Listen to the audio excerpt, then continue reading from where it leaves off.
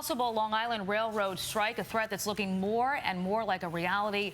There were absolutely no new talks or negotiations today. And if the impasse lingers, all LIRR trains will will stop running just after midnight Sunday, 5 days from now. That will leave 300,000 daily commuters to find other ways to work. We have live team coverage tonight. Greg Circle is on Long Island, but we begin with News 4's Andrew Siff at MTA headquarters in Midtown. Andrew.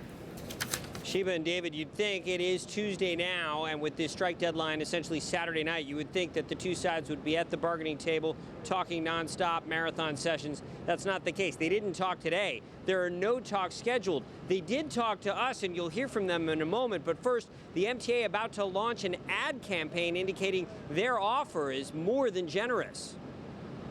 When is enough enough? That's what the MTA asks in a new ad blitz hitting newspapers and radio stations tomorrow. We're offering them a 17% wage increase, and that's for people who are already the highest paid commuter railroad employees in the nation with an average of $87,000 a year. The implication by the MTA is that you guys are being greedy. What about the fact that the implication by the MTA about paying into pensions and how the employees today, they want to pay more into pensions, the new employees, and we today pay into our pensions.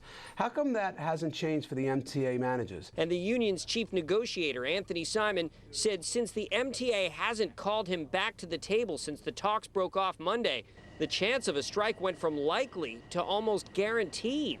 That went up to 100%. There's nobody calling to stop it. So far, this has not been a labor negotiation. This has been a hostage negotiation. Labor attorney Jonathan Bell told me since federal law allows the unions to strike, they have leverage to make the case the MTA should negotiate. There's no excuse. Even if they sit in a room and stare at each other, someone might come up with an idea that will solve it.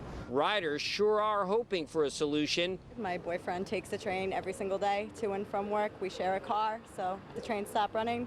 He doesn't really have a way to get to work. While Governor Cuomo took a wait-and-see approach to getting directly involved, while adding this perspective. Hurricane Sandy was a disaster. We've gone through other disasters. This is not a disaster.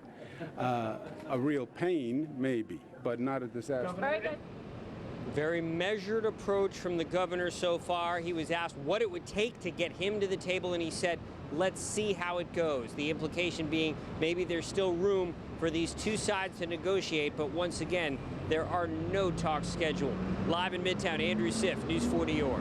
Well, Andrew, another top state official has concerns about the economic impact. Today, New York State Comptroller Thomas DiNapoli said the cost of a strike to the economy of Long Island and New York City would be as much as $50 million per day, and he described that as a devastating blow. News 4's Greg Circle live in Mineola with more.